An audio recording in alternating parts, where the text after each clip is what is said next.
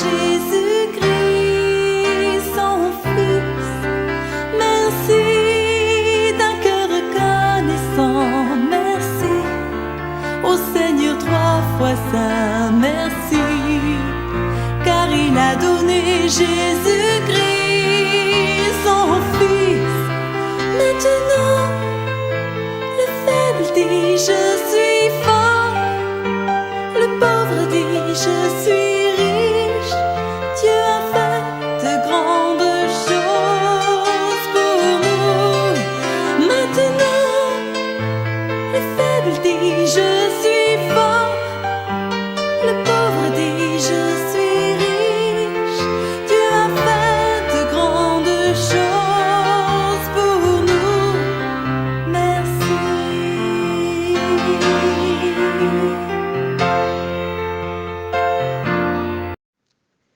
Évangile de Jésus-Christ selon saint Marc, chapitre 2, versets 23 à 28.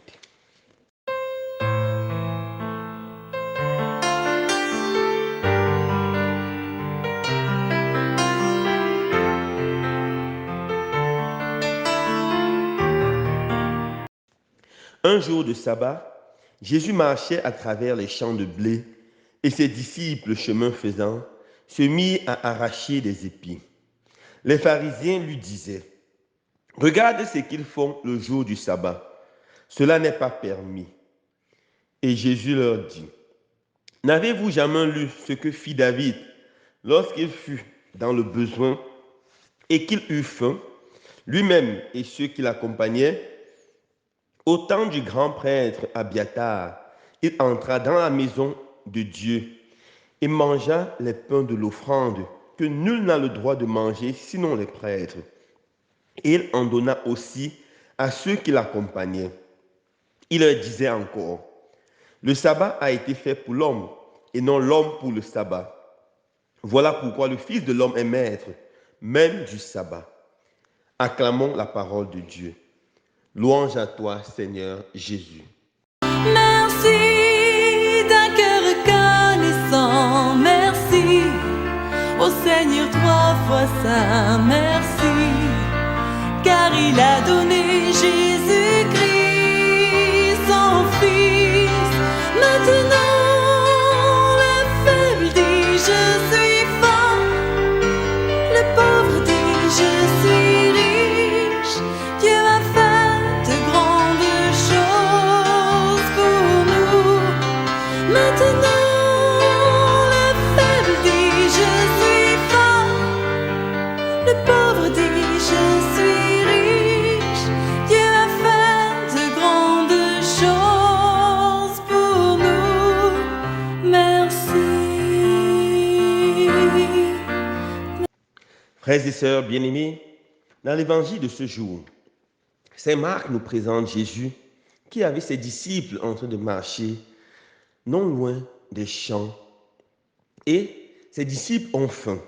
Ils arrachent des épis, les broient dans leurs mains et mangent. Les pharisiens qui étaient scrupuleux, s'indignent du comportement des disciples. Tout d'abord, notons que le fait d'arracher les épines dans le champ du voisin ou dans le champ d'autrui et d'en manger n'est pas un péché, ce n'est pas le vol. La charité juive recommandait que lorsque tu as un champ, tu dois toujours planter aux limites de ton champ, surtout la partie qui est près de la route, quelque chose pour les éventuels voyageurs qui devaient passer là-bas et qui devaient avoir faim. C'est un signe fort de la charité et de l'hospitalité juive, dont ici il n'y a pas de vol.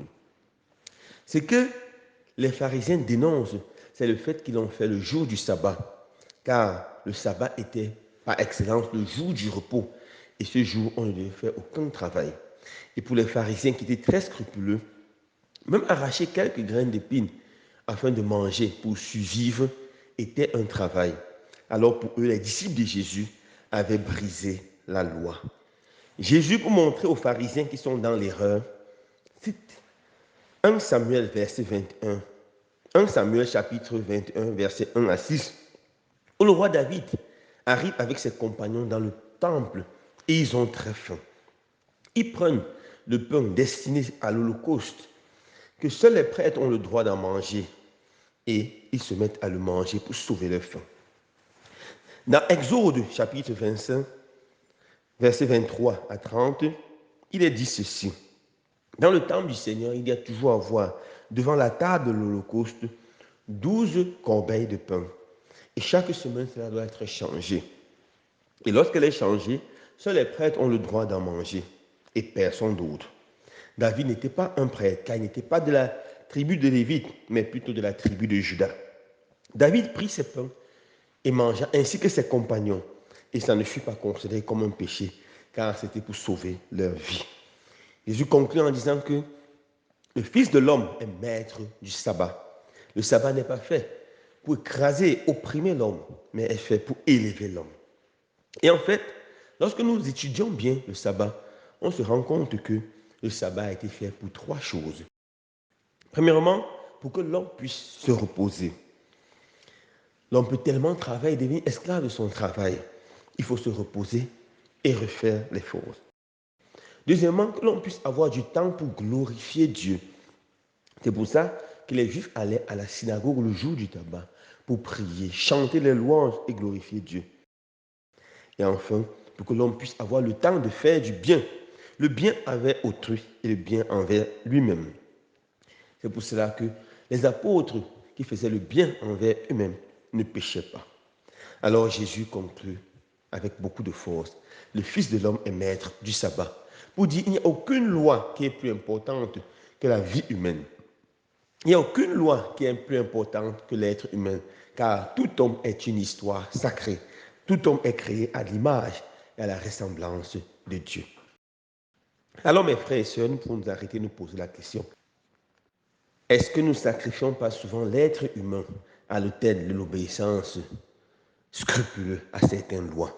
Même si cette loi est ecclésiale, est-ce que nous ne le faisons pas souvent?